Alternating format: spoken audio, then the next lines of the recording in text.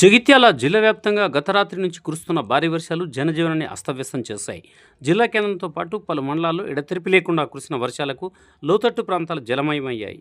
Jagtial rural మండలం అనంతారం బ్రిడ్జిపై నుండి వాగు ప్రవహిస్తుండటంతో జగిత్యాల ధర్మపురి రహదారిపై రాకపోకలు నిలిచిపోయాయి. జగిత్యాల జిల్లా కేంద్రంలోని పలు కాలనీలు రహదారులపై వర్షపు నీరు భారీగా నిలిచిపోవడంతో ప్రజలు తీవ్ర ఇబ్బందులు ఎదుర్కొంటున్నారు.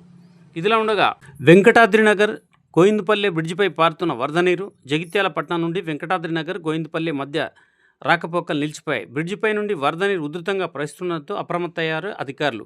జేసీబీ సహాయంతో ప్రజలను సురక్షితంగా బ్రిడ్జి దాటిస్తున్నారు మున్సిపల్ అధికారులు.